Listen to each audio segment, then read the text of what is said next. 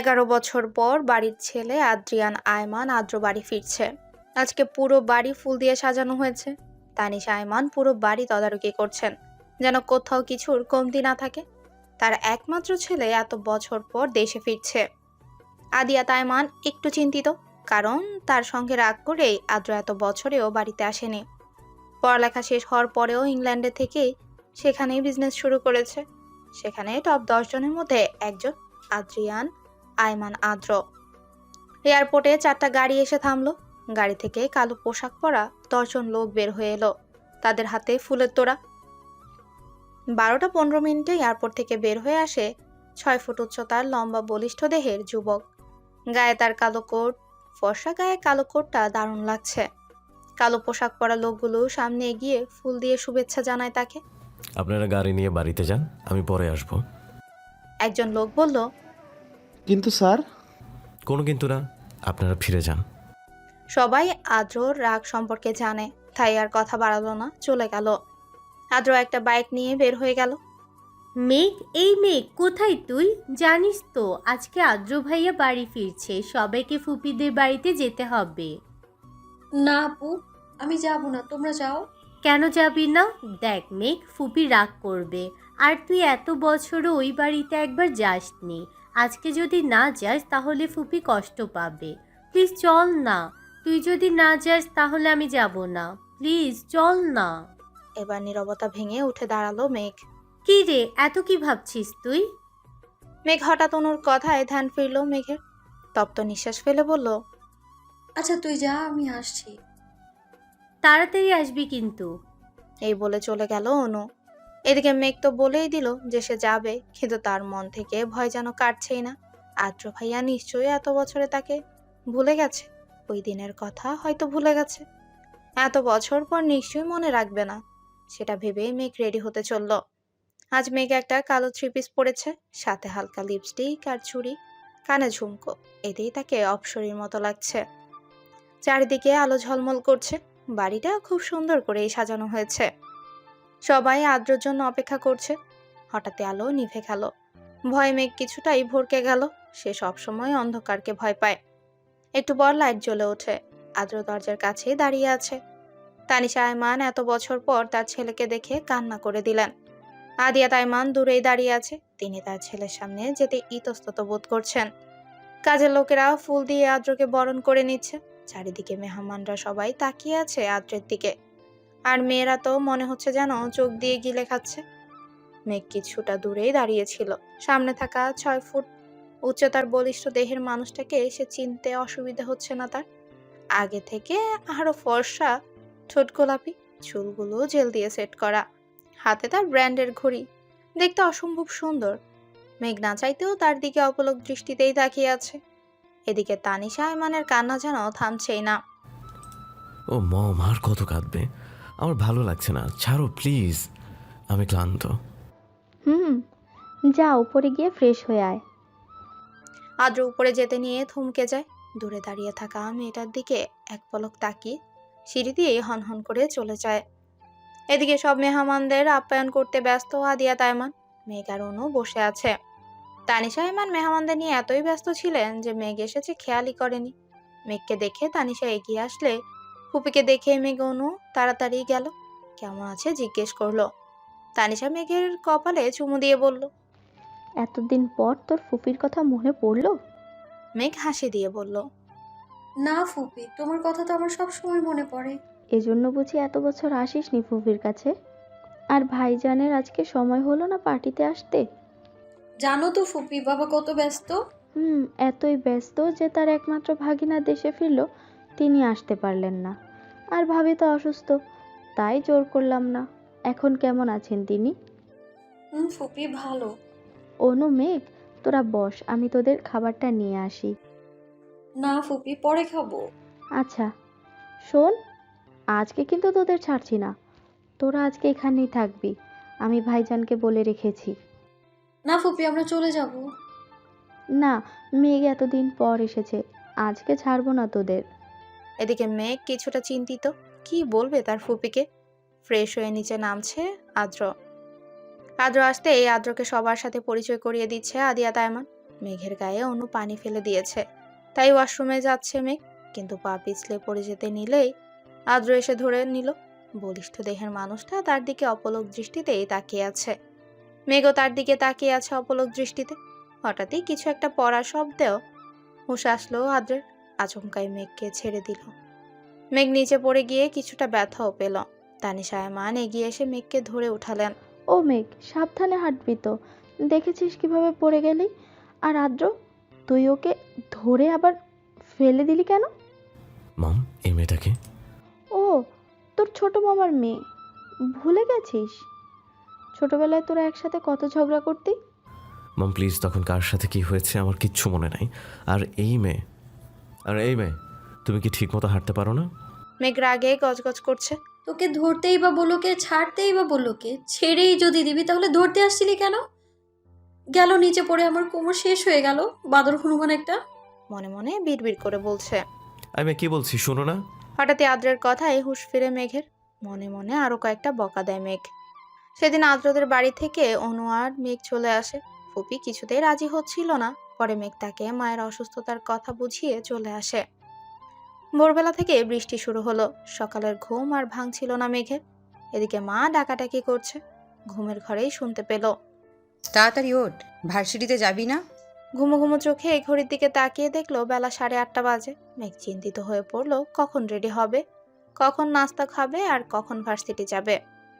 তড়িঘড়ি করে বিছানা থেকে উঠলো মেঘ। দ্রুতই রেডি হয়ে বের হলো। মা আর অনু ডাইনিং টেবিলে বসে আছে। মা, তুমি একটু আগে ডেকে দিতে পারলে না? বলতে বলতে ডাইনিং টেবিলে বসলো মেঘ। তোকে 7টা থেকে ডাকছি। অনু, তুই কি আজ ভার্সিটিতে যাবি? না মেঘ, আজ যাব না, তুই যা। অনু আর মেঘ দু বোন। অনু অনার্স 3য় বর্ষে আর মেঘ 1ম বর্ষে। নাস্তা করে বাইরে এসে দেখলো তুমুল বৃষ্টি হচ্ছে। কোনো রিক্সাও আশেপাশে দেখছে না মেঘ। হঠাৎই একটা রিক্সার দেখা পেল মেঘ, কিন্তু 50 টাকার ভাড়া 150 টাকা। অগত্যা রাজি হয়ে রিক্সায় উঠে পড়লো মেঘ। রিক্সাওয়ালা ছোট্ট পলিথিন দিয়ে নিজেকে ঢাকার চেষ্টা করলো মেঘ, কিন্তু ভার্সিটিতে পৌঁছাতেই ভিজে জুবুথুবু হয়ে গেল। মনে মনে তার বান্ধবী উষাকে বকা দিল। তার জন্যই আজকে এই বৃষ্টির মধ্যে তাকে ভার্সিটিতে যেতে হচ্ছে। ভার্সিটিতে ঢোকার কিছু সময় পর বৃষ্টি থেমে গেছে। মেঘ ভার্সিটির ভেতরে লাইব্রেরি রুমে অপেক্ষা করছে উষার জন্য। হঠাৎই পেছন থেকে উষা মেঘকে ডাক দিল। কি রে, তুই তো পুরাই কাক বেজা হয়ে আছিস। মেঘ কিছুটা রেগে বলল।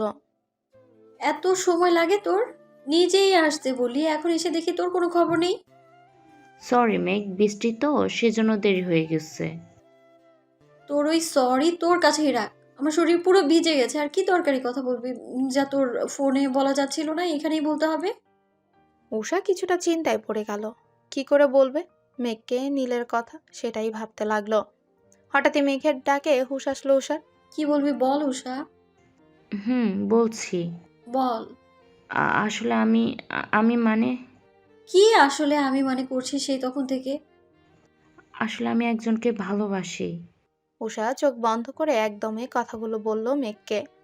মেঘ উষার কথা শুনে বিস্মিত চেয়ে রইল কতক্ষণ। চোখ খুলে উষা দেখলো মেঘ এখনো তার দিকেই তাকিয়ে আছে।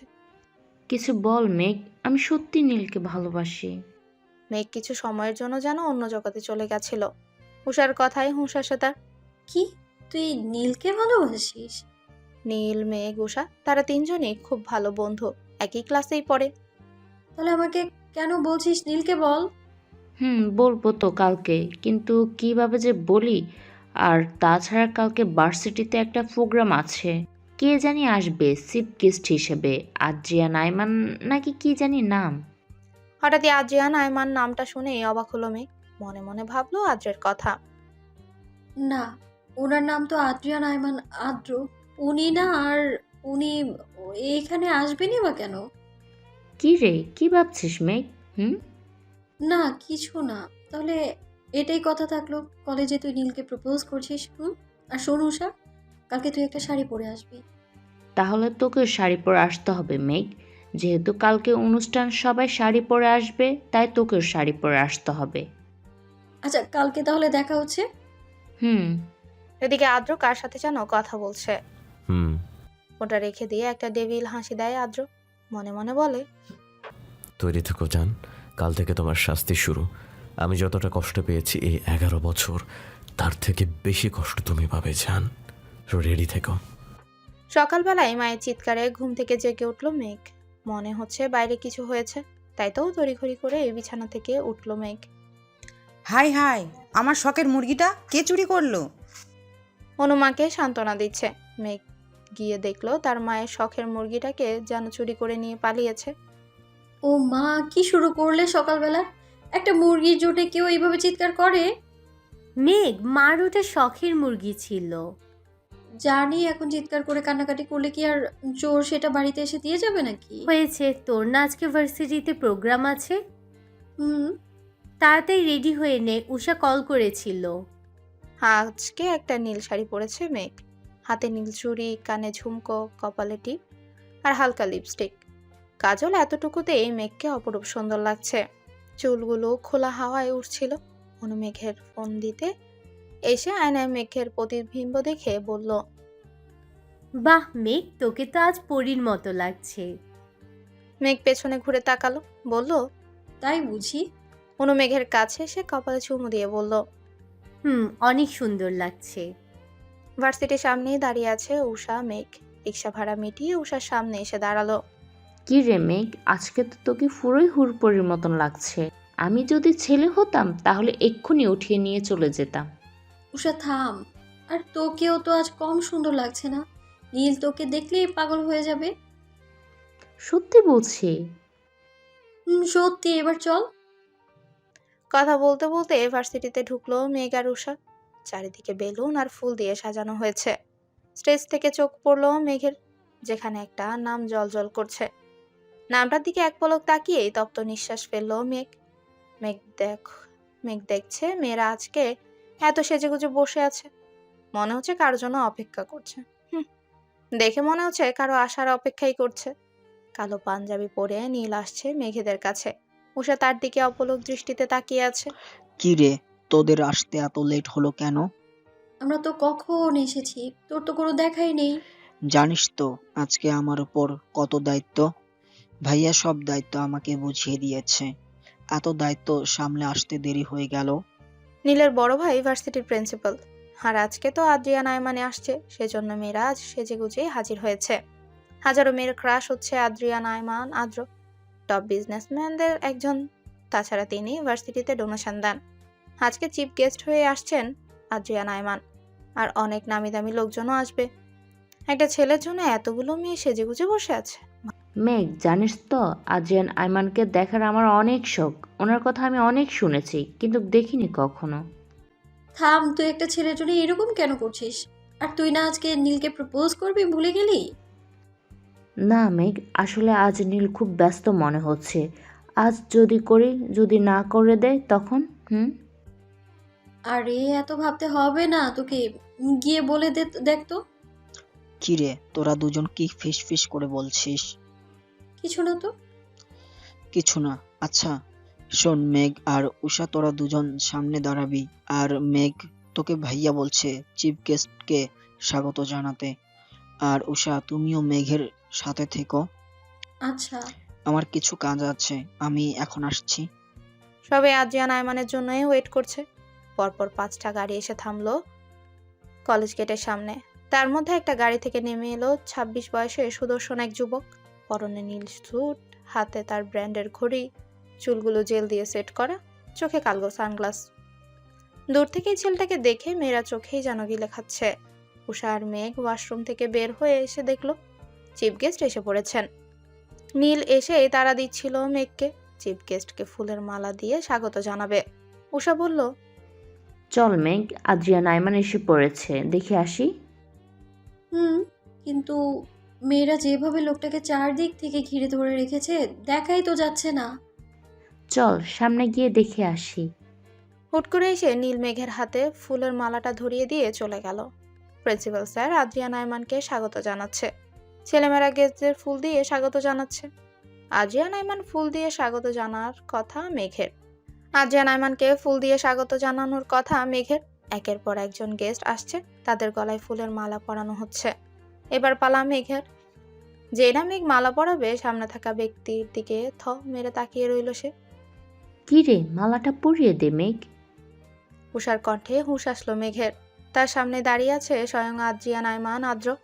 মিস্টার আদি, আমি কি এখানেই দাঁড়িয়ে থাকবো? মেঘ ফুলের মালাটা পরিয়ে দাও স্যারকে। হুম। মেঘ মালাটা আদ্রকে পরিয়ে দিল। আদ্র মেঘকে কানে কানে ফিসফিসিয়ে বলল। সে আমার গলায় তোকে মালা পরিয়ে দিতে হলো। মেঘের কথাটা সহ্য করতে পারল না। গেস্টদের নিয়ে বসানো হলো। অনুষ্ঠান শুরু হলো। একে একে সব অতিথিকে কিছু বলার জন্য বলা হলো। খুব সুন্দর করে অনুষ্ঠান শেষ হলো। সেদিন উষার আর নীলকে প্রপোজ করা হলো না। ফিরে আসলো উষা। আজ মেঘের মনটা খারাপ, কিন্তু কিসের জন্য তার জানা নেই।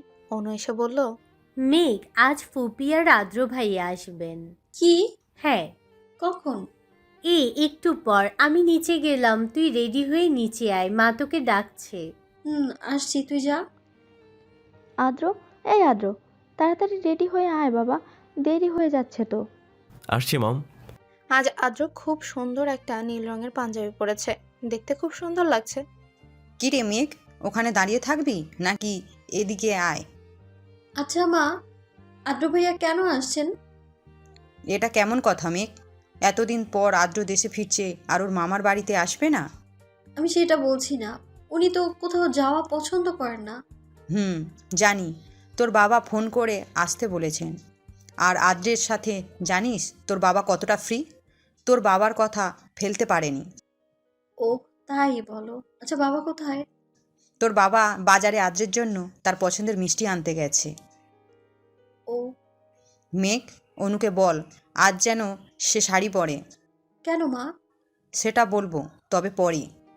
মেঘ চিন্তায় পড়ে গেল। হঠাৎ অনু শাড়ি পরবে, আবার ফুপি আর আদ্র ভাইয়াও আসছেন। ব্যাপারটা কি? মেঘ অনুকে শাড়ি পরতে সাহায্য করছিল। হঠাৎ করেই কলিং বেলের আওয়াজ শুনে অনু মেঘকে বলল। যা গিয়ে দেখ তো মেঘ, ফুপিরা হয়তো চলে এসেছেন, দরজাটা খুলে দিয়ে আয়। মেঘ দরজা খুলতে বিস্মিত নয়নে তাকিয়ে রইল। সামনে আদ্র একটা নীল রঙের পাঞ্জাবি পরে দাঁড়িয়ে আছে, হাতে ব্র্যান্ডের ঘড়ি। মুখে মৃদু হাসির রেখা টেনে বলল। এখানেই দাঁড়িয়ে থাকবো নাকি ভেতরে আসতে বলবেন? আদ্রর কথায় মেঘ একটু লজ্জা পেয়ে বলল। না, ভেতরে আসুন। ফুপি কোথায়? মা আসছেন কিছু জিনিসপত্র নিয়ে। মেঘ আদ্রকে বসিয়ে রেখে মাকে ডাকতে চলল। মা দেখো, আদ্র ভাইয়া চলে এসেছেন। মেঘের মা হন্তদন্ত হয়ে ছুটে এসে বসলেন। ও মেঘ, ওখানে শরবতের গ্লাসগুলো আছে, নিয়ে আয়। আর দেখ তো অনু রেডি হয়েছে কি না। বল তাড়াতাড়ি আসতে। কেমন আছো আদ্র? জি মামুনি, ভালো। আপনি কেমন আছেন? এই তো তোমাদের দয়ায় আছি। তা আপা কোথায়? মা আসছেন বলল কিছু জিনিসপত্র নেয়ার আছে। নাও বাবা, শরবতটা খেয়ে নাও। ব্যস্ত হবেন না মামুনি। মেঘ অনুকে শাড়ির কুচি ঠিক করে দিতে দিতে বলল। আচ্ছা অনু, আজ তুই শাড়ি কেন পরেছিস? আর আদ্র ভাইয়াকে যে কিনা জীবনেও তাকে পাঞ্জাবি পরতে দেখলাম না, সে আজ পাঞ্জাবি পরেছে। ব্যাপারটা কি রে? আমি জানি না, মাকে জিজ্ঞেস কর। আচ্ছা মা, তোকে যেতে বলেছে, তুই যা, আমি আসছি। মেঘের মা আদ্র আর তানিশা আয়মানের সাথে কথা বলছিলেন। মেঘ যেতেই তানিশা আয়মান বলে ওঠে। কি রে মেঘ, কোথায় ছিলি এতক্ষণ ধরে? এই তো ফুপি, অনু শাড়ি পরতে সাহায্য করছিলাম। তানিশা আয়মান মেঘের হাত ধরে তার সাথে বসালেন। আদ্র ফোনটা টিপছিল। আদ্রের মা বলে ওঠে। জানিস মেঘ, তুই যদি অনুর বড় হতি তাহলে তোকেই আমার ছেলের বউ বানাতাম। কিন্তু তুই ছোট, অনুর আগে তো তোর বাবা মা তোকে বিয়ে দিবে না, তাই চাইতেও পারলাম না। তানিশা আয়মানের কথায় মেঘ অবাকের চরম পর্যায়ে পৌঁছে গেল। তার মস্তিষ্কে কথাগুলো যেন ঠিকমতো পৌঁছালো না। কি বলে ফুপি, কিছু বুঝতে পারলাম না। ভাবি, আপনি মেঘকে কিছু জানাননি? আসলে আপা, মেঘকে ওর বাবা জানাতে মানা করেছেন। অনু বিয়ের কথা শুনলে হয়তো কিছুতেই রাজি হতো না। বোনকে বড্ড ভালোবাসে। আদ্র এতক্ষণে মোবাইল থেকে মুখ তুলে মেঘের দিকে তাকালো। মেঘের মস্তিষ্কের সাথে যেন মনের দ্বন্দ্ব চলছে। অনু এসে সবাইকে সালাম জানালো। তানিশা আয়মান অনুকে আদ্রের পাশেই বসালেন। দেখি তো দুজনকে কেমন লাগছে। বাহ, বেশ মানিয়েছে। মেঘের মা বললেন। তা তো বটেই। মেঘ যেন কিছুতেই আদ্রের সাথে অনুকে সহ্য করতে পারছে না। কেন সে কারণ তার জানা নেই। আদ্র মাকে বলল। মা, আমার একটা কল এসেছে, আমি একটু কথা বলে আসছি। মেঘ আর ওখানে বসে থাকতে পারলো না, কেন যেন তার বুকের ভেতর অসহ্য যন্ত্রণা হচ্ছে, যার কারণ তার জানা নেই। মেঘ রুমে আসতে আচমকা একটা হাত এসে হ্যাঁচকা টানে তার সাথে জড়িয়ে ধরলো। হঠাৎই এক জোড়া শক্তপোক্ত বাহু এসে মেঘকে জড়িয়ে ধরলো। মেঘ নিজেকে ছাড়ানোর জন্য আপ্রাণ চেষ্টা করছে, কিন্তু শক্তপোক্ত বাহুর সাথে পেরে উঠল না। হঠাৎই একটা কণ্ঠস্বর ভেসে আসলো। নিজেকে ছাড়ানোর বৃথা চেষ্টা করো না মেয়ে। এতক্ষণ মেঘের রুমের লাইট অফ ছিল, বাইরের আলো রুমে প্রবেশ করার কোনো উপায় ছিল না। হঠাৎই আলোটা জ্বলে উঠল, মেঘ আর কাউকে দেখতে পেল না। তবে কে তাকে জড়িয়ে ধরেছিল এটা তার বোধগম্য হলো না। এদিকে মেঘের মনে অজানা এক কষ্ট অনুভব করছে, সে কেন এই কষ্ট জানা নেই তার। মেঘের মা আদ্রদের বিদায় দিয়ে অনুকে মেঘের রুমে পাঠালো। হঠাৎ এভাবে চলে আসার কারণে মেঘ ব্যালকনিতে দাঁড়িয়েছিল। পেছন থেকে কারো হাতের স্পর্শে ফিরে তাকালো। কি রে, এভাবে চলে আসলি যে? এমনি। মেঘ, তোর কি কোনো কারণে মন খারাপ? কেন বলতো? না, তোকে দেখে মনে হচ্ছে তোর মন ভালো নেই। মেঘ উত্তর দিল না, তপ্ত শ্বাস ফেলল। অনু আর কিচ্ছু বলল না, চলে গেল। মেঘ আজ অনেকদিন পর উষার সাথে দেখা করলো। মেয়েটা বড্ড বুদ্ধিমতী, চট করে মেঘের মন খারাপ বুঝে গেল। তবে সে প্রকাশ করলো না। সে জানে মেঘ বরাবরই চাপা স্বভাবের। ও যদি নিজ থেকে কিছু বলছে না, নিশ্চয়ই কোনো কারণ আছে, তাই জিজ্ঞেসও করলো না। মেঘ, চল না আজকে ফুচকা খাই। মেঘ এতক্ষণ আকাশের দিকেই চেয়েছিল। উষার কথায় তপ্ত শ্বাস ফেলে বলল, চল। মেঘ আর উষা ফুচকা খাচ্ছিল। হঠাৎই বিষম খেলো মেঘ। এক বোতল পানি এগিয়ে দিল একটা হাত। মেঘ তাড়াতাড়ি পানির বোতলটা নিয়ে পানি খেলো। এতক্ষণে পানি খাওয়ার চক্করে সামনে থাকা ব্যক্তিটির দিকে তাকাতেই ভুলে গেছিল সে। ছেলেটা সুদর্শন যুবক, অপলক দৃষ্টিতেই তাকিয়ে আছে মেঘের দিকে। উষা কণ্ঠে হুঁশ ফিরল মেঘের। মেঘের জন্য পানি আনতে গিয়েছিল উষা। মেঘ, ঠিক আছিস তুই? এই নে পানি। মেঘ বলল, আর লাগবে না। সামনে থাকা লোকটা বলল, কেউ সাহায্য করলে তাকে ধন্যবাদ জানাতে হয় ম্যাম। ধন্যবাদ। আপনি যদি কিছু মনে না করেন তাহলে কি আপনার নামটা জানতে পারি? জি, আমি মেঘ। আমি নিবিড় শাহরিয়ার। মেঘ উষাকে চিমটি কেটে বলল। আর কিছু জানাবি নাকি এখান থেকে যাবি? মেঘ আর কিচ্ছু বলল না। ছেলেটার ফোন আসাতে পেছনে ফিরে কথা বলছিল। ততক্ষণে মেঘ আর উষা চলে গেল। নিবিড় পেছনে ফিরতেই আর মেঘকে দেখতে পেল না। তপ্ত শ্বাস ফেলে বলল, কে তুমি? মায়াবতী, এ কোন মায়ায় জড়ালে আমায়? অন্যদিকে আদ্র ফোনে কারোর সাথে যেন কথা বলছিল। ওদিকে সব কাজ ঠিকঠাক? লোকটা উত্তর দিল। কলটা কেটে আদ্র বলে ওঠে, আর কিছু সময় অপেক্ষা করো যান, আমি সব কিছু ঠিক করে দেব। আজ অনেকদিন পর মেঘ ভার্সিটিতে গেল। উষা মেঘের জন্য অপেক্ষা করছিল। মেঘকে দেখতে পেয়ে এগিয়ে আসলো। কি রে মেঘ, কেমন আছিস? এই তো ভালো, চল ক্লাসে যাই। মেঘ আর উষা পা বাড়াতে একটা ছেলে মেঘ বলে ডেকে উঠল। পেছনে তাকাতেই দেখতে পেল একটা সুদর্শন যুবক তার দিকে এগিয়ে আসছে।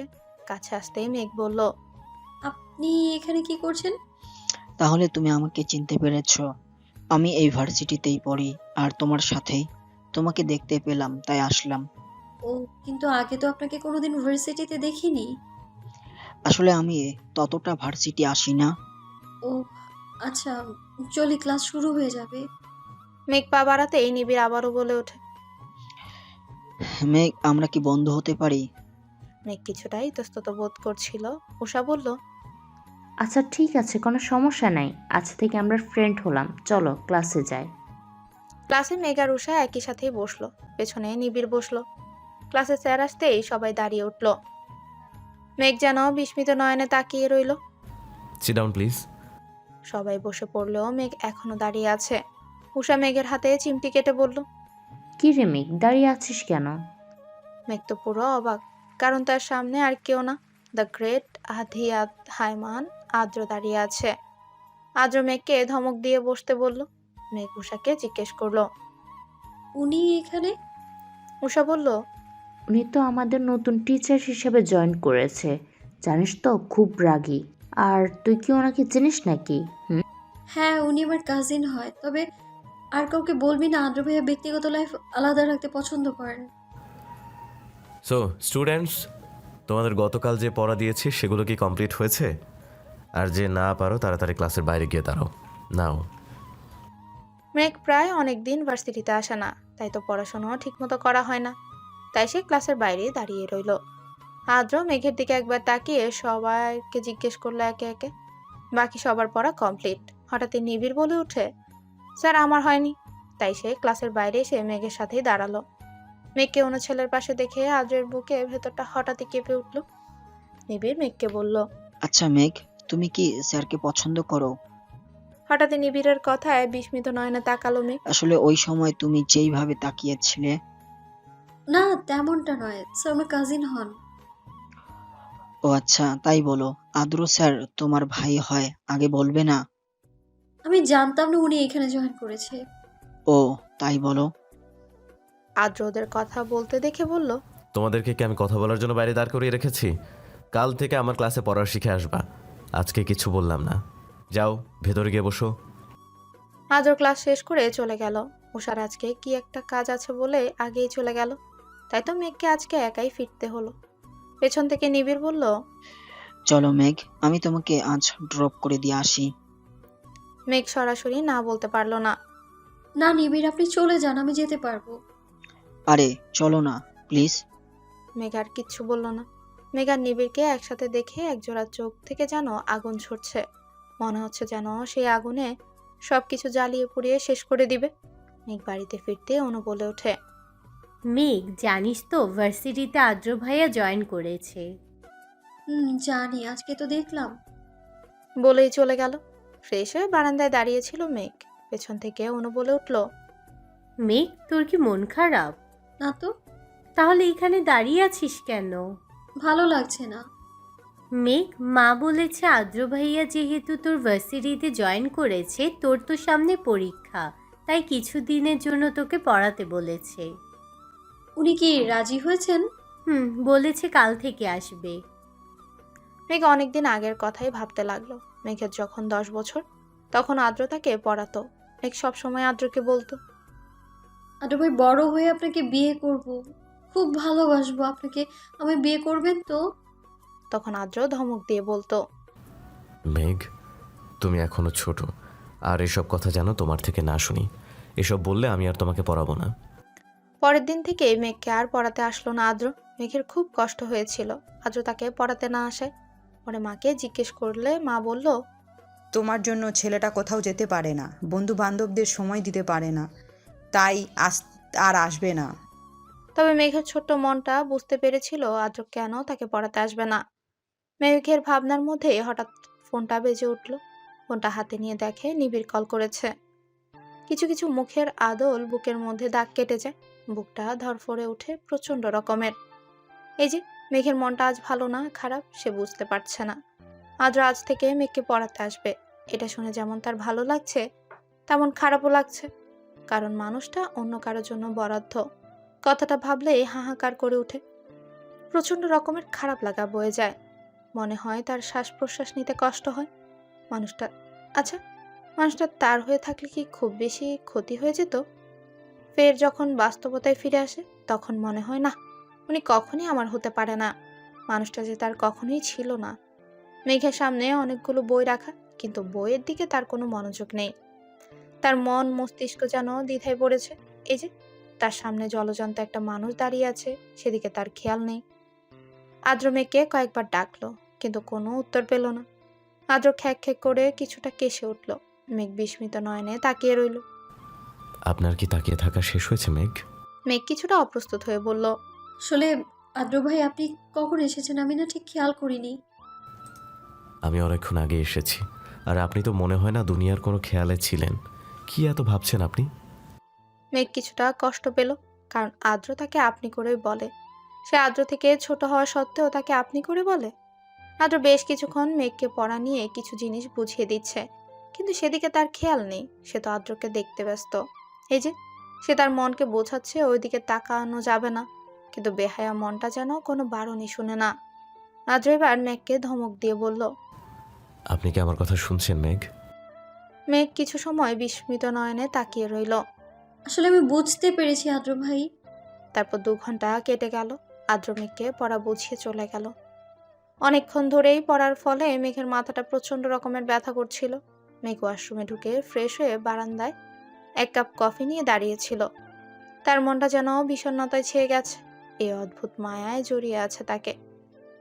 আচ্ছা, নিজেকে নিজের চেনা দেয়, পথে পথে ঘুরে একা, হতাশা হতাশা মেরুদণ্ডের বক্রতা। কি খুঁজি, কারে খুঁজি, হেরে যাই, হারিয়েও যাই, ভুলে যাই নিজেকে নিজের চেনা দেয়। তপ্ত শ্বাস ফেলল মেঘ। নিজেকে নিজের সাথে লড়াই করতে হচ্ছে প্রতিনিয়ত। এই আমিটার সাথে যুদ্ধ করতে করতে ক্লান্ত তার শরীর। এদিকে আদ্র একটা লোককে ফোন করলো। কয়েকবার রিং হতে লোকটা ফোন রিসিভ করে বলল, আদ্র মুখটা রাগে কচকচ করছে। আর কত সময় লাগবে? ফোনটা কেটে দিয়ে ফোনটা মেঝেতে ছুঁড়ে ফেললো। সাথে সাথেই ঝনঝন শব্দে ভেঙে গেল। মনটা বিষণ্ণ তার। চারপাশে হাহাকার। প্রিয়তমাকে কাছে পেয়েও কষ্ট দিতে হচ্ছে তাকে। নিজ হাতে প্রিয়তমাকে কষ্ট দেওয়ার চেয়ে মৃত্যু শ্রেয় মনে হচ্ছে তার কাছে। কেটে গেছে 2 মাস। এই 2 মাসে আদ্র মেঘকে প্রতিদিন পড়াতে আসতো। প্রায় বেশ কয়েকদিন ধরে আদ্র আর মেঘকে পড়াতে আসে না। মেঘের মনটা এই জন্যই খারাপ হয়। নিবিড়ের সাথে এই 2 মাসে বন্ধুত্বটাও আরো গাঢ় হলো। নিবিড় বুঝতে পারে মেয়েটা আদ্রকে ভালোবাসে, কিন্তু প্রকাশ করে না। নিবিড় একটা রেস্তোরাঁয় বসে মেঘের জন্য অপেক্ষা করছে। মেয়েটার জন্য বড্ড মায়া হয় তার। ও যদি পারতো তাহলে ওর জীবনের সব কষ্ট দূর করে দিত। চেষ্টা করেও বারবার ব্যর্থ হয় মায়াবতীর কষ্ট লাঘব করতে। নিবিড় কফিতে চুমুক দিতে মেঘ তড়িঘড়ি করে রেস্তোরাঁর ভেতরে ঢুকলো। নিবিড় ইশারা দিতে পাশে এসে বসলো। আজ নিবিড় অনেকটা সাহস নিয়ে জিজ্ঞেস করলো, মেঘ, তুমি কি আদ্র স্যারেরকে ভালোবাসো? নিবিড় এমন প্রশ্নে মেঘ অবাক হলো না। ছেলেটা হয়তো এতদিনে বুঝে গেছে, তাই আর কথা ঘুরালো না। সরাসরি জবাব দিল, হ্যাঁ, ভালোবাসা। আদ্র ভাইকে আমি ছোট থেকেই ভালোবাসি। ছোট থেকে ওনার জন্য আমার একটা অনুভূতি সৃষ্টি হয়েছিল, কিন্তু আমি এই অনুভূতিটা বুঝতে পারি তখন, যখন উনি আমার থেকে অনেক দূরে চলে গেছেন। জানেন তো, প্রিয় মানুষের শূন্যতা বড় কাঁদায়। কথাগুলো বলার সময় মেঘের চোখ দিয়ে অশ্রু ঝরছিল। মেঘের চোখে জল দেখে নিবিড় ভেতরে চিনচিন ব্যথা অনুভব করছে। নিবিড় মেঘকে জিজ্ঞেস করলো, মেঘ, তুমি আদ্র স্যারকে বলছো তুমি ওনাকে ভালোবাসো? না, এখন আর বলে লাভ নেই। উনি কখনো আমার হবে না। অনু আপুর সাথে বিয়ে ঠিক হয়ে গেছে, আর উনি আমাকে পছন্দ করেন না, ভালোবাসেন না আমায়। একবার বলে তো দেখো মেঘ। কি হবে বলে? উনি তো আমায় ভালোবাসেন না। তবুও একবার বলে তো দেখো। এখন সবকিছু শেষ হয়ে যায়নি মেঘ, এতে তোমাদের 3 জনের জীবন জড়িয়ে আছে। আমি পারবো না আমার বোনের সুখ কেড়ে নিতে, পারবো না আমি। বলেই মেঘ কান্নায় ভেঙে পড়ে। নিবিড় মেঘকে সান্ত্বনা দেওয়ার মতো ভাষা খুঁজে পাচ্ছে না। মেঘ কিভাবে তার বড় বোনের বিয়ে ভেঙে দিবে? কিন্তু আজ যদি মেঘ না বলতে পারে, তাহলে তো ভেতরে ভেতরে দুমড়ে মুচড়ে শেষ হয়ে যাবে। প্রিয়তমাকে কি করে শেষ হয়ে যেতে দেখবে নিবিড়? হয়তো বলা হবে না প্রিয়তমাকে ভালোবাসার কথা, বলা হবে না তার অনুভূতির কথা। সব কথা অব্যক্তই রয়ে যাবে আজীবন। বাড়িতে এসে একটা সংবাদ শুনে মেঘের মাথায় আকাশ ভেঙে পড়ল। 3 দিন পর আদ্র আর অনুর বিয়ে। মেঘের হৃদয়টা ভেঙে চুরমার হয়ে গেল। অনু এসে মেঘকে জড়িয়ে ধরে বলল, আর তো কয়েকদিন আছে মেঘ, এরপর তো শ্বশুর বাড়িতে চলে যাব, আর তোর সাথে গল্প করা হবে না। মেঘের চোখ দিয়ে 2 ফোঁটা জল গড়িয়ে পড়ল। সবার অগোচরে সে জল মুছেও নিল মেঘ। ও আপু, তুমিও না মন খারাপ করছো কেন? আমি তো যাবো তোমার সাথে দেখা করতে, তখন অনেক গল্প করব। আচ্ছা তুমি ছাড়ো তো, আমার কত কাজ, আমার আপুর বিয়ে বলে কথা। বলে মেঘ রুমে চলে গেল। মেঘ রুমে গিয়ে দরজা বন্ধ করে দেয়। ফ্লোরে বসে হাউমাউ করে কাঁদতে থাকে। রুম সাউন্ডপ্রুফ বলেই কান্নার আওয়াজ বাইরে থেকে শোনা গেল না। মেঘের হৃদয়টা ভেঙে দুমড়ে মুচড়ে গেছে। মেঘের হৃদয়ে যেন কেউ বারবার ছুরি দিয়ে আঘাত করছে। বিকেলের দিকে অনুকে তানিশা আয়মান বিয়ের কেনাকাটা করার জন্য তৈরি থাকতে বলেছে। অনু মেঘের রুমে গিয়ে কয়েকবার ডাকলো, কিন্তু কোনো সাড়া পেল না। ও মনে করলো হয়তো ঘুমিয়ে আছে, তাই বিরক্ত করলো না। অনু তৈরি হয়ে মেঘের রুমে এসে বসলো। মেঘ, ফুপি কিছু কেনাকাটা করার জন্য তৈরি থাকতে বলেছে, তুইও তৈরি হয়ে নে তাড়াতাড়ি। ও আপু, আমি কেন যাব? তুই কেন যাবি মানে? তুই আমার বিয়ের শাড়ি থেকে শুরু করে যা যা প্রয়োজন সব কিছু তুই পছন্দ করে দিবি। আর না শুনতে চাই না মেঘ। মেঘ আর কথা বাড়ালো না, তৈরি হয়ে নিল। একটা কালো গাড়িতে হেলান দিয়ে দাঁড়িয়ে আছে আদ্র। কালো কোট আর হাতে ব্র্যান্ডের ঘড়ি, চুলগুলো জেল দিয়ে সেট করা। সব সময় মতো আজকেও দেখতে খুব সুন্দর লাগছে। মেঘ আর অনু এগিয়ে যেতেই গাড়ির দরজা খুলে দিল আদ্র। মেঘ আদ্রর দিকে এক পলক তাকিয়ে তপ্ত নিঃশ্বাস ফেলে গাড়িতে উঠে বসলো। একটা বড় শপিং মলে এসে গাড়িটা থামলো। তারা তিনজনে মিলে একটা শাড়ির দোকানে ঢুকলো। সবকিছু আগে থেকে কেনা হয়ে গেছে, শুধু শাড়িটাই বাকি ছিল। অনু একটার পর একটা শাড়ি দেখছে আর মেঘকে বলছে মেঘ একটাও পছন্দ করে দিচ্ছে না, কোনটা নিবে ভেবেও পাচ্ছে না। আদ্র অনুকে বলল, আপনাদের এখানে না পছন্দ হলে অন্য দোকানে দেখতে পারেন। না না, আসলে কোনটা নিব ভেবে পাচ্ছি না। মেঘের নজর গেল একটা কালো শাড়ির দিকে। মেঘের কাছে লাল কালারটা ভালো লাগে, কালো শাড়িটা যেন অসম্ভব সুন্দর লাগছে আজকে। মেঘ শাড়িটা অনুকে দেখিয়ে বলল, দেখো তো এটা কেমন। অনু শাড়িটার দিকে একবার তাকিয়ে বলল, অনেক সুন্দর, কিন্তু ওটা তো কালো, আর বিয়েতে কালো পরবো না মেঘ। তারপর আরো বেশ কয়েকটা শাড়ি থেকে একটা পছন্দ করলো অনু। আচ্ছা, আপনাদের হয়েছে, চলুন রেস্টুরেন্টে যাওয়া যাক। আপনারা যান, আমার একটা ইম্পর্টেন্ট কল করার আছে, আমি আসছি। আদ্র মেঘের পছন্দের শাড়িটা কিনে নিল। বাইরে এসে দেখলো মেঘ আর অনু দাঁড়িয়ে আছে। চলুন যাওয়া যাক। তোমার জন্য এই হৃদয়ে মহাকাব্যের উত্থান হয়ে অতীত হয়ে গেছে সবটা। এই পৃথিবীতে দলিল হয়ে গেছে অজস্র আবেগ অনুভূতি। নামহীন যত ভালোবাসা, অশ্রু বেনামি নিয়ে গেছে সব। আজ যখন হৃদয় খুলে দেখি নিজের কি আছে, সে কি নীরবতা, হাহাকার সবটা। কথাগুলো লিখে ডায়েরিটা বন্ধ করলো মেঘ। কাল অনুর গায়ে হলুদ। মেহমানরা আজ থেকেই আসা শুরু করে দিয়েছে।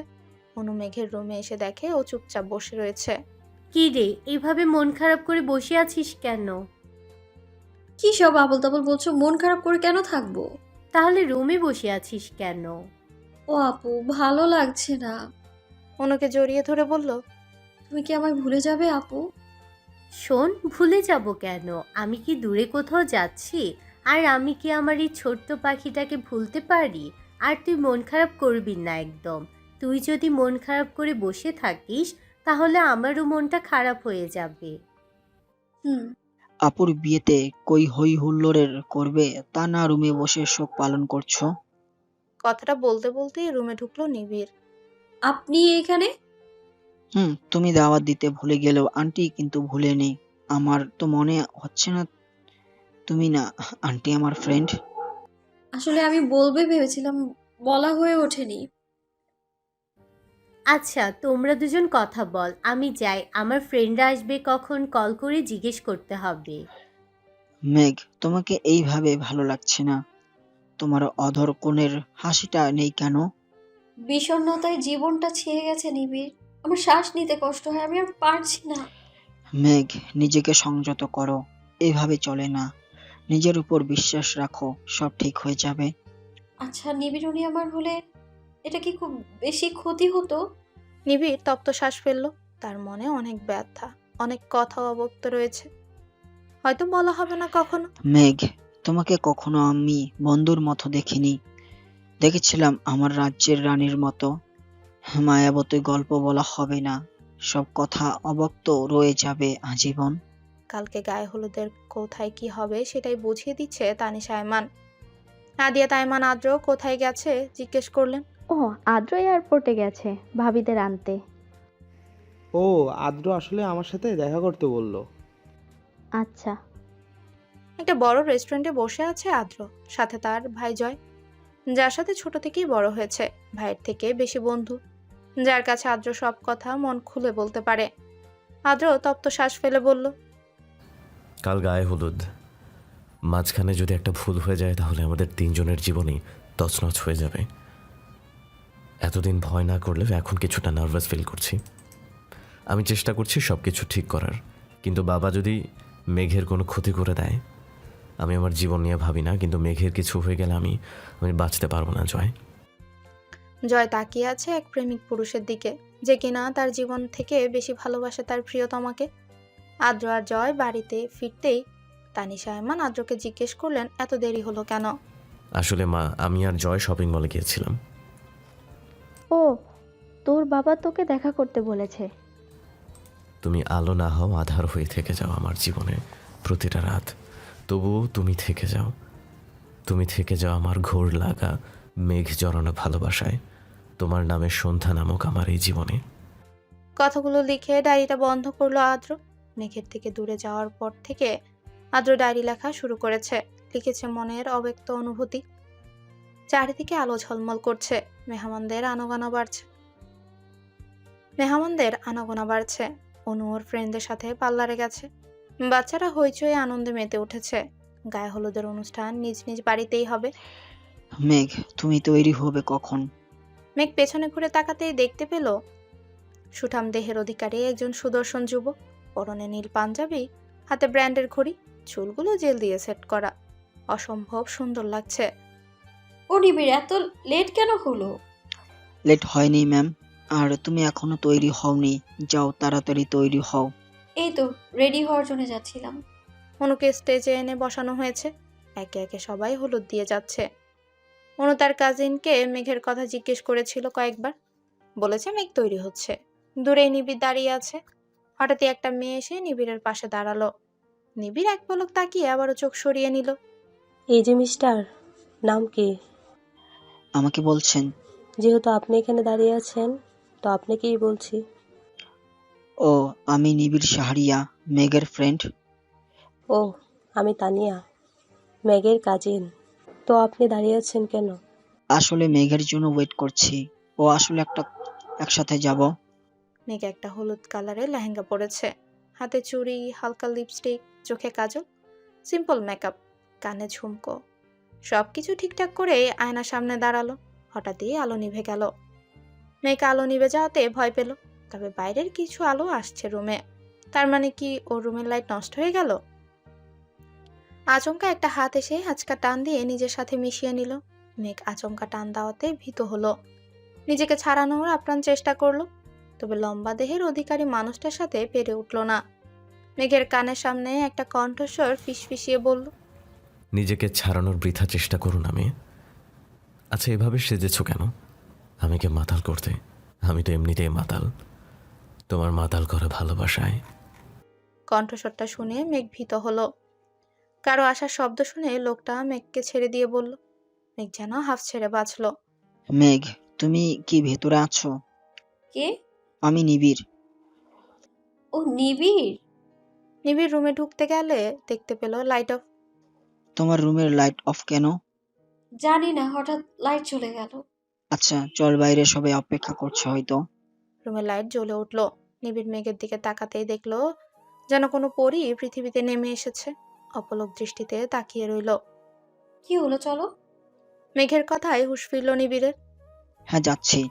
অনুকে মেঘ আর নিবিড় হলুদ ছোঁয়ালো। অনুকে তার বান্ধবীরা মিলে মেহেদি পরিয়ে দিচ্ছে। মেঘ আর নিবিড় একসাথে বসে রয়েছে। মেঘ, তুমি মেহেদি কখন লাগাবে? নিবিড়, আমি মেহেদি লাগাবো না, ভালো লাগছে না আমার। ওহ মেঘ, প্লিজ এইভাবে মন খারাপ করে থেকো না। কারোর জন্য জীবন থেমে থাকে না। আমার জীবন তো থমকে আছে নিবিড়। তপ্ত শ্বাস ফেলল নিবিড়।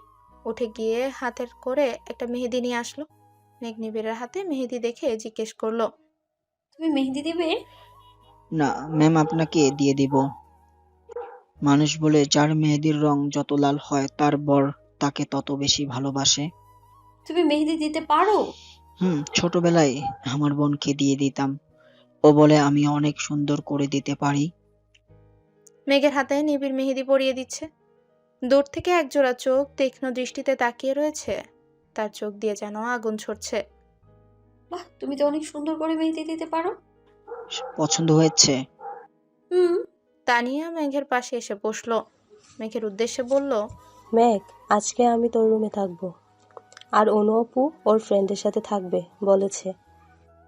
আচ্ছা। বাহ, তোর হাতের মেহেদির ডিজাইনটা তো খুব সুন্দর হয়েছে। কে দিয়ে দিল? ও জানিস তো, নিবিড় খুব সুন্দর করে মেহেদি দিতে পারে, ও আমাকে দিয়ে দিল। তো মিস্টার নিবিড় শুধু নিজের ফ্রেন্ডকে মেহেদি দিয়ে দিলে হবে? কাজিনরা কোথায় যাবে?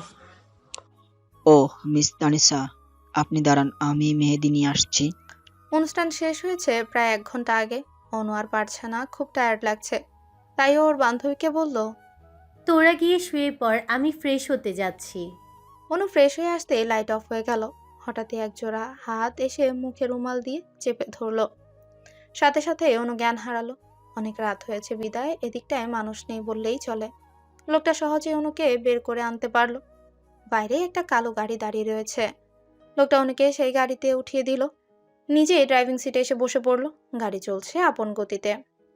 রাতে পূর্ণিমার চাঁদের দিকে তাকিয়ে আছে মেঘ। মুগ্ধ নয়নে তাকিয়ে দেখছে পূর্ব আকাশের বুকে দ্বাদশীর চাঁদ অপরূপ সুধা নিয়ে জেগে উঠতে। চাঁদনি রাতের প্রকৃতি এক মায়াময় সৌন্দর্যের অধিকারী।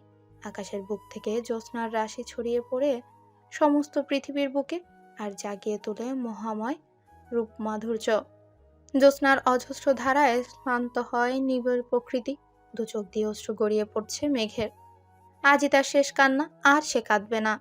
তাকে এগিয়ে যেতে হবে, নিজের জন্য না হলেও তার পরিবারের জন্য। আলো আধারে স্নিগ্ধ মিতালিতে ঝলমল করে উঠে জ্যোৎস্না প্লাবিত রাত। এমন রাতের অস্পষ্ট মায়ালোকে নিমজ্জিত থাকে প্রকৃতি। জ্যোৎস্নার আলো ছায়া নৃত্য প্রকৃতি প্রেমী। হাত পা বাঁধা অবস্থায় একটা মেয়েকে অন্ধকার ঘরে আটকে রাখা হয়েছে। কালো মাস্ক পরা একটা ছেলে জ্যোৎস্নার আলোয় মেয়েটাকে খুঁটিয়ে খুঁটিয়ে দেখতে লাগলো।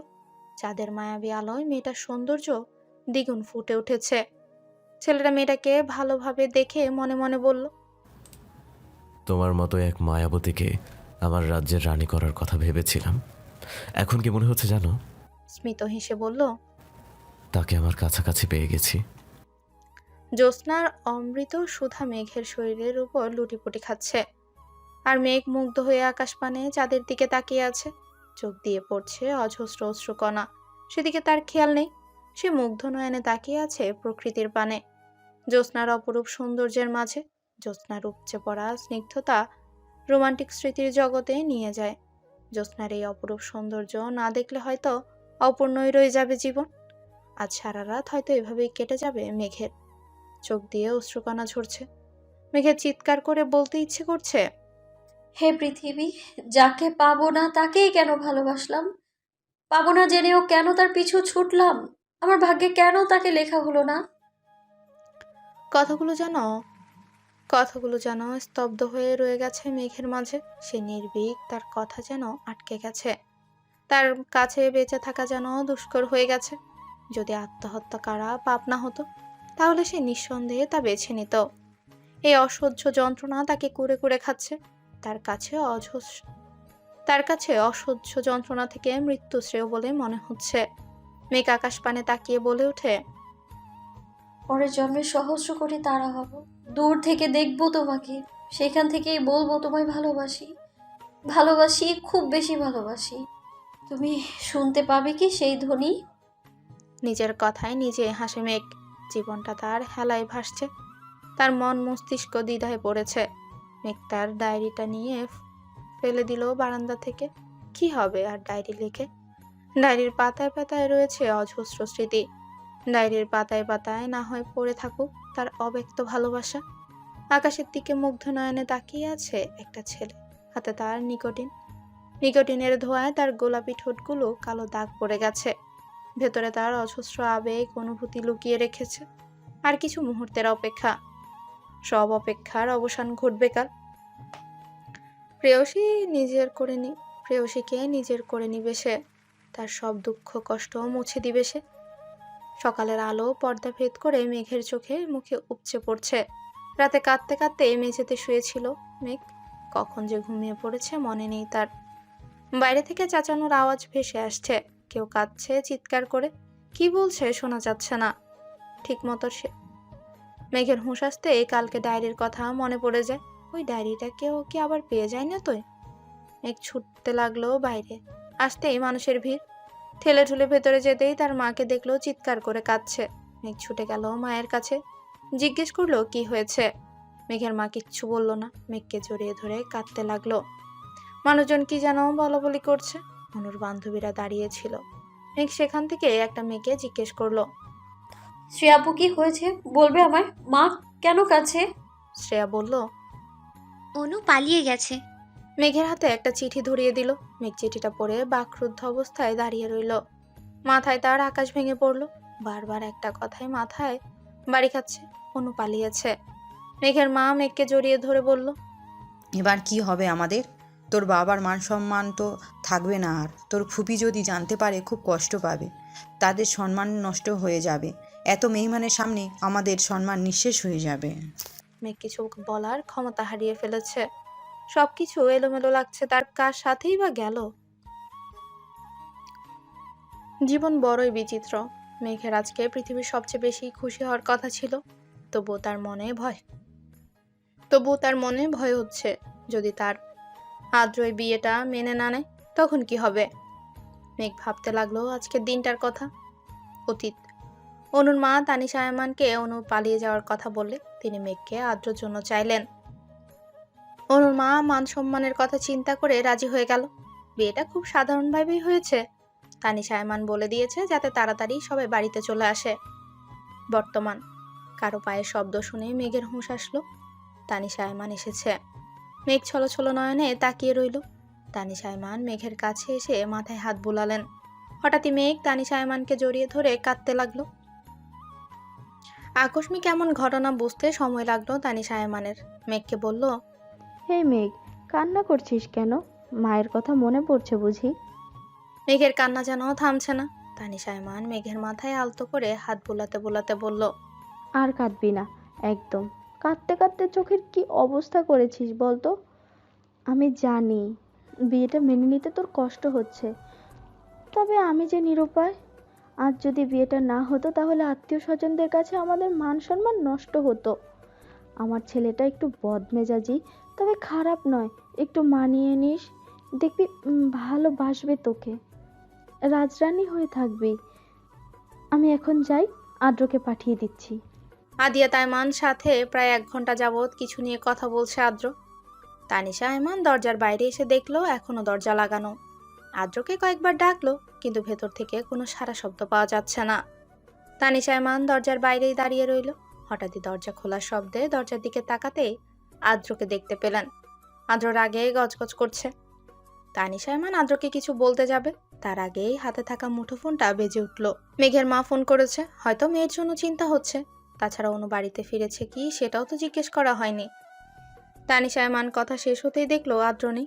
তিনি ভাবলেন হয়তো রুমেই চলে গেছে। শরীরটা আর চলছে না তানিশা আয়মানের। এত ঝামেলা, তার উপর এত আত্মীয় স্বজন, সবাইকে সামলাতেই হিমশিম খাচ্ছিলেন।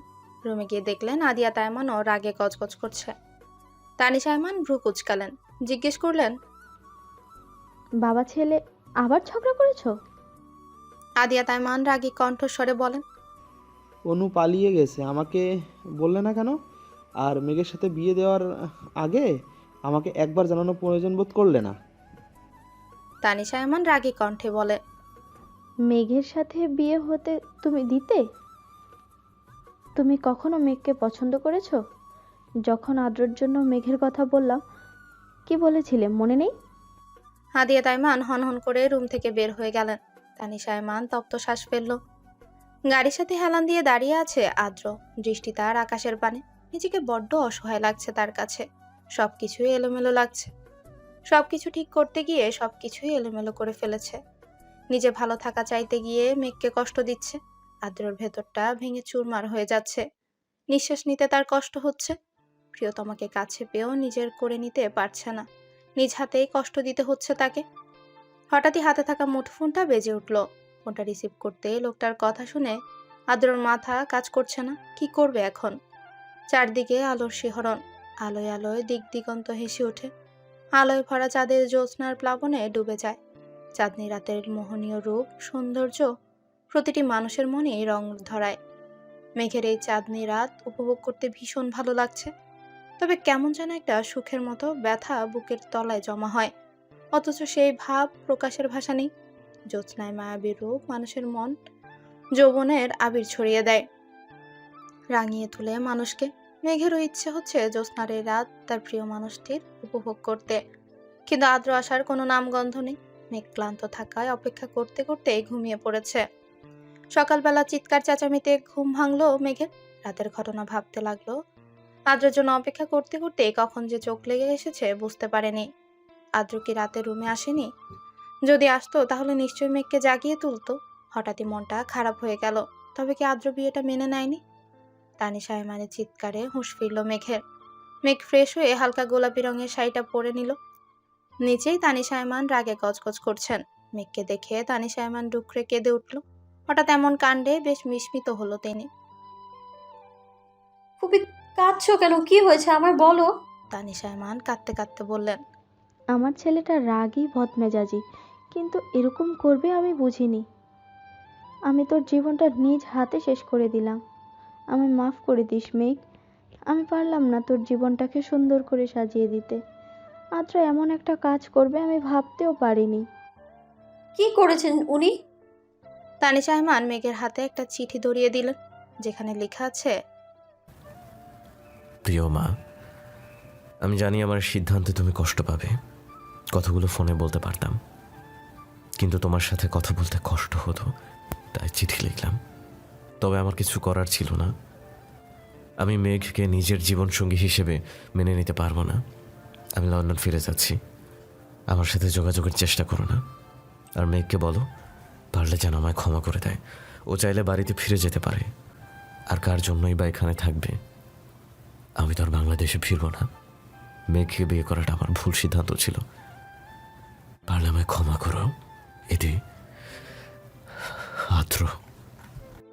মেঘের মাথায় যেন আকাশ ভেঙে পড়েছে। ওর মস্তিষ্ক যেন শূন্য, মন মস্তিষ্কে দ্বিধায় ভুগছে। এটা কিভাবে করতে পারলো আদ্র? হঠাৎই অজ্ঞান হয়ে গেল মেঘ। তানিশা আয়মান বাড়ির লোকদের নিয়ে আদ্রের রুমে এনে শুয়ে দিল। মাথায় হাত বুলাতে লাগলো। চিন্তা করতে লাগলো সকালের ঘটনা। ঘুম থেকে উঠে নিচে নামতেই দারোয়ান এসে তানিশা আয়মানের হাতে চিঠি দিয়ে বলে, আদ্র দিয়েছে। চিঠি খুলতে মাথায় যেন আকাশ ভেঙে পড়ল। তানিশা আয়মানের আদ্র? এসব কি লিখেছে? এখন এসবের মানে কি? আদ্রকে কয়েকবার ফোন দিলেও ফোন বন্ধ বলছে। বর্তমান। একটু আগেই মেঘের জ্ঞান ফিরেছে। মেঘ ছলছল নয়নে তাকিয়ে রইল তানিশা আয়মানের দিকে। কবি, আমি কি এতটাই খারাপ যে আমাকে ভালোবাসা যায় না? তানিশা আয়মান মেঘেরকে জড়িয়ে ধরে বলল, এসব কি বলছিস মেঘ? তুই খারাপ হতে যাবে কেন? আমি তো মনে করি তাদের ভাগ্য খারাপ, যারা তোকে মেনে নিতে পারেনি। মেঘের চোখ দিয়ে অজস্র অশ্রু গড়িয়ে পড়ছে। মেঘের জীবনটা কেমন এলোমেলো হয়ে গেছে। সবকিছুই ছন্নছাড়া। তার জীবন যেন হেলায় ভেসে চলেছে। কেটে গেছে 2 বছর। এই 2 বছরের এমন একটা দিনও নেই যেদিন মেঘ আদ্রকে মনে করেনি। এমন একটা দিনও নেই যেদিনও কান্না করেনি। তবে দিন শেষে কারো জীবন কারো জন্যই থেমে থাকে না। মেঘ উষার বিয়ের জন্য তৈরি হচ্ছে। উষা অবশেষে তার ভালোবাসার মানুষটাকে নিজের করেই পাচ্ছে। মেঘেরও ইচ্ছে ছিল আদ্রকে নিয়ে ভালো থাকার, কিন্তু আদ্র তো চায়নি। কথাটা ভাবতেই বুকের ভেতরটা ছ্যাদ করে উঠল মেঘের। ভাবতে লাগলো সেই দিনটার কথা। অতীত। আদ্র চলে গেছে প্রায় 2 সপ্তাহ হবে। এই 2 সপ্তাহ মেঘ রুম থেকে বের হয়নি। নিজেকে রুমের মধ্যে বন্দি করে রেখেছিল সে। তানিশা আয়মান মেঘের মাকে সব জানানোর পরও ওরা মেঘকে নিয়ে যেতে চেয়েছে, কিন্তু মেঘ যায়নি। তানিশা আয়মান আদ্রের উপর রাগ করে আর ফোন করেনি। তানিশা আয়মান মেঘকে জোর করেনি, বলেছিল আজ থেকে তুই আমারই মেয়ে হয়ে থাকবি। নিবিড় মেঘের বিয়েটা মেনে নিতে পারেনি। পরে যখন মেঘের এই অবস্থার কথা জানতে পেরেছে, ও মেঘকে এই অবস্থা থেকে বের হয়ে আসতে অনেক সাপোর্ট করেছে। তারপর প্রায় 1 মাস পর অনু বাড়িতে ফিরেছে। সবাই অনুকে অনেক অপমান করে। অনুর মা ওকে মেনে নিতে চায়নি। মেঘের এই অবস্থার জন্য অনুকে দায়ী করেছে। অনু সবকিছু মেনে নিয়েছে। কেন পালিয়ে গেছে এই প্রশ্নের জবাব অনু দেয়নি। সবসময় এড়িয়ে গেছে। কেটে গেছে প্রায় 5 মাস। আদ্র চলে যাওয়ার পর প্রায় 5 মাস মেঘ নিজেকে সবার থেকে আড়াল করে রেখেছে। এই 5 মাস নিবিড় সবসময় মেঘকে সাপোর্ট করেছে। মেঘ অনার্স কমপ্লিট করেছে। আদ্র চলে যাওয়ার পর তানিশা আয়মান মেঘকে কতবার বলেছে তুই আবার নিজের জীবনটা সুন্দর করে গুছিয়ে নে নতুন কারো সাথে, কিন্তু মেঘ চায়নি। বর্তমান। মেঘের ভাবনায় ব্যাঘাত ঘটানোয় হাতে থাকা মোবাইল ফোনের আওয়াজে নিবিড় কল করেছে। কখন বের হবে জানতে চাইছে। মেঘ আজকে খুব সুন্দর করেই সেজেছে। নীল রঙের শাড়ি, হাতে নীল চুড়ি, চোখে কাজল আর সিম্পল মেকআপ। দেখতে খুব সুন্দর লাগছে। অনু তড়িঘড়ি করে মেঘের রুমে ঢুকলো। মেঘ অনুর দিকে তাকাতে অনু হা হয়ে মেঘের দিকে তাকিয়ে রইল। মেঘ অনুকে এভাবে হা হয়ে তাকিয়ে থাকতে দেখে জিজ্ঞেস করলো, কি হয়েছে? মেঘ, তুই জানিস আজকে তোকে কত সুন্দর লাগছে। আজ তোকে যে দেখবে সে ফিদা হয়ে যাবে। আজ কতদিন পর তুই এত সুন্দর করে সেজেছিস। খুব সুন্দর লাগছে, পুরো পরীর মতো লাগছে। মেঘ বলল, হয়েছে হয়েছে, তুমি কখন যাবে? অনু বলল, ও জানিস তো মেঘ, জয় এখনো তৈরি হয়নি। আমি কতবার ফোন করে বলেছি তাড়াতাড়ি আসতে, ও এখনো আসছে না। মেঘ বলল। আচ্ছা একটা কথা বলো, তুমি কি সেদিন জয় ভাইয়ের সাথে পালিয়েছিলে? অনু নিরুত্তর। মেঘ এ নিয়ে বহুবার এই প্রশ্নটা করেছে, কিন্তু কোনো উত্তর দেয়নি অনু। মেঘ বলল, আচ্ছা ঠিক আছে, আমি জয় ভাইয়াকে বলে দিব যেন আমার এই সুন্দরী আপুটাকে আর ওয়েট না করায়। মেঘ অনুকে বলল, আমি যাচ্ছি, তুমি জয় ভাইয়ার সাথে তাড়াতাড়ি এসো। নিবিড় আমার জন্য ওয়েট করছে। বাইরে একটা কালো গাড়ির সাথে হেলান দিয়ে দাঁড়িয়ে আছে নিবিড়। নীল পাঞ্জাবির, হাতে ব্র্যান্ডের ঘড়ি, চুলগুলো জেল দিয়ে সেট করা, কালো সানগ্লাস, দেখতে সুদর্শন যুবক। মেঘ বাইরে বের হতে নিবিড়ের চোখ পড়ল মেঘের দিকে। নিবিড় অপলক দৃষ্টিতে তাকিয়ে আছে মেঘের দিকে। মেঘ বলল, কি দেখছো? তোমাকে, বলেই হুঁশ এলো নিবিড়ের। মানে এই যে তোমার ড্রেস আমার সাথে মিলে গেলে, এটাই দেখছি। মেঘ বলল, আচ্ছা চলো তাড়াতাড়ি। হ্যাঁ চলো। চারিদিকে আলো ঝলমল করছে, বিভিন্ন রকমের ফুল দিয়ে সাজানো হয়েছে। বিয়ে বাড়ি বলে কথা। মেঘ আর নিবিড় গাড়ি থেকে দাঁড়ালো। নিবিড় বলল, মেঘ তুমি যাও, আমি উষার গিফটটা নিয়ে আসছি। আচ্ছা মেঘ বাইরে এসে দাঁড়াতে পরিচিত একটা কণ্ঠস্বরে মেঘ বলে ডেকে উঠল। মেঘ পরিচিত কণ্ঠস্বর শুনে স্তব্ধ হয়ে রইল। বুকের ভেতরটা ছ্যাদ করে উঠল। মেঘ পেছন ফিরতেই কাঙ্ক্ষিত মানুষটাকে পেল না। মেঘ নিরাশ হয়ে ভেতরে গেল। হয়তো সবসময় তার কথা ভাবতে থাকে বলেই এমন হয়েছে।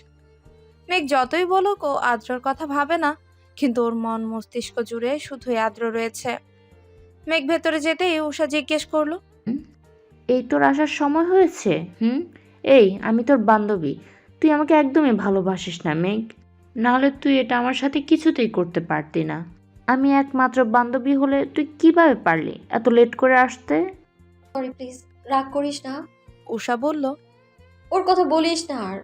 ও তোর গিফট বাড়িতে রেখেই চলে এসেছে, সেটাই আবার নিয়ে আসতে গিয়েছে। ও তুই কেন দিতে গেলি মেঘ? পরে কি দেওয়া যেত না? ও না বললে শুনতো। আর তোকে যে আজ কি সুন্দর লাগছে রে উষা। তবে অবশ্য বিয়ে বাড়িতে সবার থেকে বউকেই ভালো লাগে, কারণ সবাই বউকেই তো দেখে। উষা আবারও বলল, সেটা না হয় বুঝতে পারলাম, তোর দিক থেকে তো চোখ ফেরানোই মুশকিল হয়ে যাচ্ছে। আমি যদি ছেলে হতাম তাহলে তোকে এক্ষুনি নিয়ে গায়েব হয়ে যেতাম। রেস্টুরেন্টে বসে আছে আদ্র আর নিবিড়। নিবিড় নিজের রাগকে কন্ট্রোল করার চেষ্টা করছে। নিজেকে সংযত করে আদ্রকে প্রশ্ন করলো। আপনি এমন কেন করছেন? আদ্র বলল, কেমন? নিবিড় বলল, বুঝে কেন এরকম করছেন? আপনি মেঘকে ভালোবাসেন? আদ্র বলল। না আদ্র। নিবিড় বলল, তাহলে ছেড়ে দিন। আদ্র বলল, না, ও চাইলে আমি ডিভোর্স পেপারে সাইন করে দিব। নিবিড় তাচ্ছিল্য হাসলো। তাহলে আজকে ওকে ডাকলেন কেন? আদ্র বিস্মিত নয়নে তাকালো নিবিড়ের দিকে, কিছু বলল না। নিবিড় তপ্ত শ্বাস ফেলে বলল, আমি জানি আপনি মেঘকে ভালোবাসেন, তবে কেন এরকম করছেন আমার জানা নেই। আমি কারণটা জানার চেষ্টা করব। আদ্র তপ্ত শ্বাস ফেলে বলল, আসলে বাংলাদেশে একটা কাজের জন্য এসেছিলাম, তো গাড়িতে ছিলাম, হঠাৎ মেঘকে দেখে ফেলেছিলাম। আর তুমি ভুল ভাবছো। মেঘ নিবিড়ের সাথে কথা বলছিল। একটা মেয়ে এসে বলল। মেঘ মেয়েটার দিকে তাকিয়ে বলল, জি কিন্তু আপনাকে তো চিনতে পারলাম না। মেয়েটা বলল। মেঘ যেন স্তব্ধ হয়ে গেছে। সে থই থই জলে যেন মেঘ ভেসে যাচ্ছে। একটু আগেই নীলা নামের মেয়েটার কথাগুলো বুকের ভেতর নুয়ে থাকা ভালোবাসার জ্বালা হাজার খানেক যন্ত্রণা দিচ্ছে। অতীত। নীলা নামের মেয়েটি কথা উপেক্ষা করে মেঘ পা বাড়াতেই নীলা বলে ওঠে। মেঘ চোখ বন্ধ করে জোরে শ্বাস নিল, বলল, কোন ভালোবাসার কথা বলছেন আপনি? এই যে আদ্র ভাই আমাকে কখনো ভালোবাসেনি। এই যে এক আকাশ সমান ভালোবাসা, ভালোবাসাকে ওনার কাছে অভিনয় মনে হতো। এই যে ওনার জীবনে আমি অভিশাপ। এই যে আমাকে উনি বিয়ে করে জীবনের সবচেয়ে বড় ভুল করেছেন, মেনে নিয়েছি তো আমি। কেন বারবার আপনারা আমাকে আঘাত করেন? আমি ভুলে যেতে চাই ওনাকে। নীলা বলল, কি বলছো? মেঘ বলল, আমি ওনার জীবনে কাটা স্বরূপ, যেটাকে তিনি নিজ হাতে সরিয়ে ফেলেছেন। মেঘ বিস্মিত নয়নে নীলার দিকে তাকালো। কথা বলার ভাষা যেন হারিয়ে ফেলছে। একটা ছেলে এসে নীলা নামের মেয়েটাকে বলল। নীলা মেঘের দিকে এক পলক তাকিয়ে চলে গেল।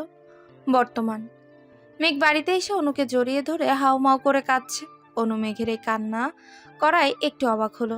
মেঘ বলল, সবাই আমায় ঠকালো, তুমি কিভাবে পারলে আমায় ঠকাতে আপু? অনু বিস্মিত নয়নে তাকালো মেঘের দিকে। কি বলছিস মেঘ? আমি তোমায় কতবার জিজ্ঞেস করেছি ওই দিন কেন পালিয়ে গিয়েছিলে, তুমি কিচ্ছু বলনি। এটা কেন বলনি তুমি? আদ্র ভাইকে তোমাকে আটকে রেখেছিল, কেন বলনি উনি আমায় ভালোবাসেন? সবাই কেন আমায় ঠকালে, কেন? অনু আমতা আমতা করে বলল। আমি মানে আমি আমি জানতাম না মেঘ। মেঘ তাচ্ছিল্য হাসলো। আজ যদি তুমি আমার সব কিছু না বলো তাহলে আমি নিজেকে শেষ করে দিব। মেঘ ছুরি নিয়ে হাত কাটতে নিতেই অনু এসে মেঘের গালে থাপ্পড় বসিয়ে দিল। অনু বলল, আমি সত্যি জানতাম না আদ্র ভাই তোকে ভালোবাসে। আমি পরে জানতে পেরেছি। জয় আদ্র ভাইয়ার চাচাতো ভাই, সবচেয়ে ভালো বন্ধু, যাকে চোখ বন্ধ করে বিশ্বাস করে আদ্র ভাইয়া। তাই জয়কে দিয়েই আমাকে কিডন্যাপ করেছিল। যখন আমাকে জয়ের বাড়িতে নিয়ে গেল, যাওয়ার আগে আদ্র ভাইয়ার সাথে জয়কে কথা বলতে দেখে ফেলেছিলাম আমি। পরে সব জানতে পেরেছি। তোকে বলিনি, কারণ তুই সব জানতে পারলে সহ্য করতে পারতি না, তাই বলিনি। মেঘ অনুকে নিজের দিকে ঘুরিয়ে বলল, কি এমন কথা যে আমি সহ্য করতে পারবো না? বলো না আমায় আপু, প্লিজ। আজ আর চুপ থেকো না প্লিজ।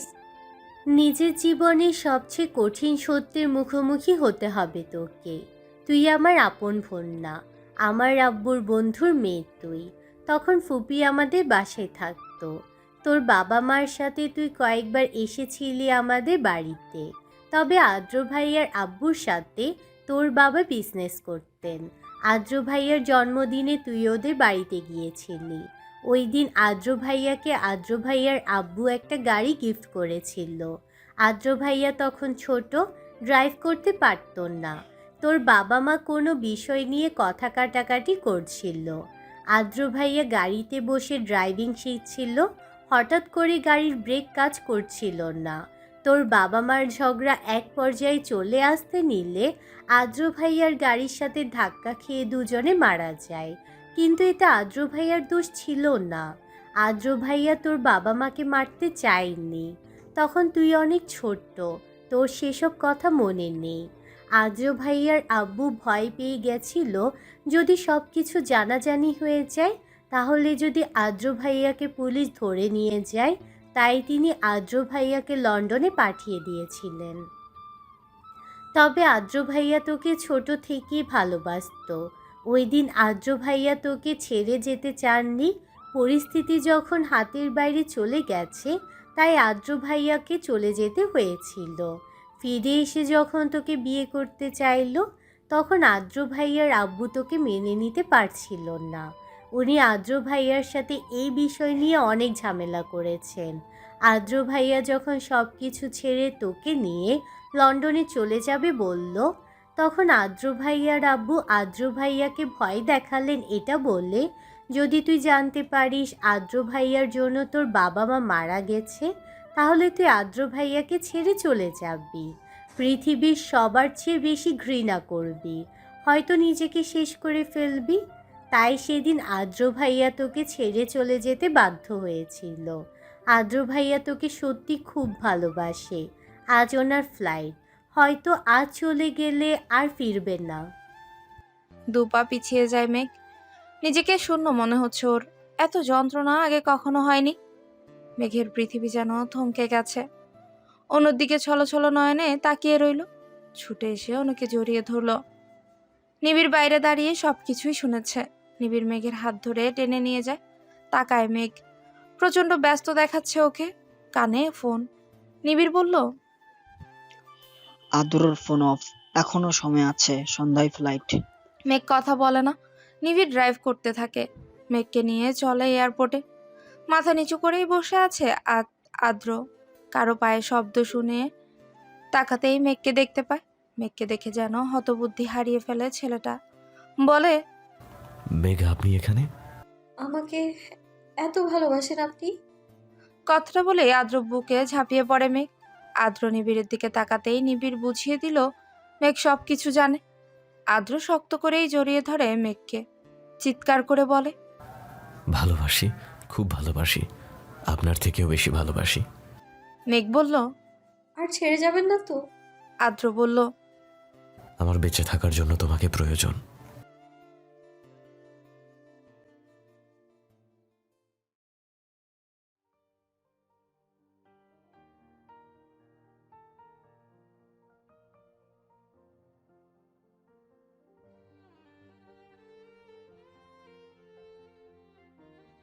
তোমার নাম মেঘ না? আমি নীলা, আদ্রর ফ্রেন্ড। আমরা একসাথেই পড়াশোনা করেছি। তোমাকে সামনাসামনি দেখার অনেক ইচ্ছা ছিল। তোমার ভাগ্য দেখে খুব ঈর্ষা করতে ইচ্ছা করে। জানো তুমি কত ভাগ্যবতী। মেঘ, তোমায় আদ্র অনেক ভালোবাসে। তুমি, আদ্র তোমাকে ভালোবাসে না? তুমি ভুল ভাবছো মেঘ, এমন কিচ্ছু নয়। আর তোমাকে বিয়ে করার জন্য তোমার বোনকে আটকে রেখেছিল আদ্র, আর সেই আদ্রই তোমাকে ভালোবাসে না? এটা তুমি কি করে বলছো?